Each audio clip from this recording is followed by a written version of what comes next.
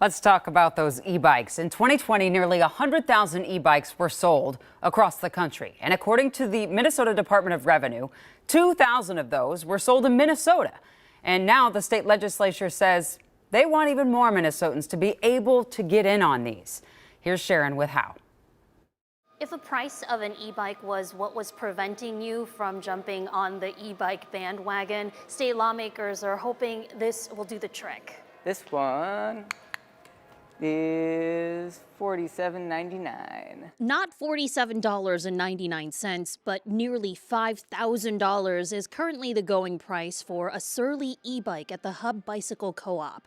Bartholomew Presby says they're aware of the sticker shock. E-bikes, at this point especially, tend to be more expensive with any new-ish technological things. But even they can't deny the peaking interest customers have shown. We have a couple cargo e-bikes over there, which are really great for just carrying anything from all of your groceries for a week to your kids to school. We've had some customers set them up with child seats and all that, which is really nice.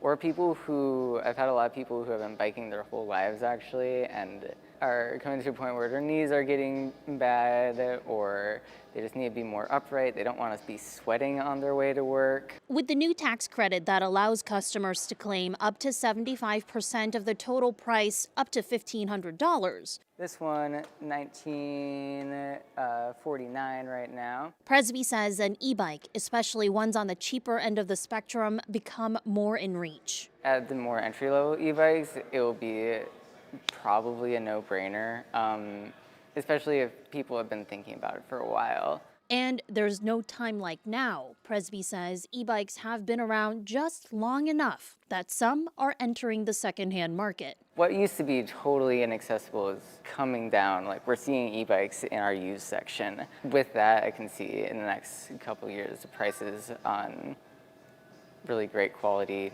bikes dropping and dropping. Presby says they're excited to see this boost from the state accelerate popularity. Here's an option for a car replacement. Enough to get new folks hopping on. We're starting to see a lot more people get into cycling who probably would never have had any contact with it before, which is super cool. The tax credit is income-based, and if you want to find out more details about it, you can go to our website, KARE11.com. In Minneapolis, Sharon Yu, KARE 11 News. So keep in mind that income-based part, and to claim the credit, you have to apply to the Commissioner of Revenue for a credit certificate before you go to the bike shop and check one out. That certificate has to be used within 3 months of you getting it. So, okay, when can you get it? Well, we don't know yet. The Commissioner of Revenue is going to decide when applications open because, again, this just happened in this bulk of bills that just passed. But it's something to look forward to for sure.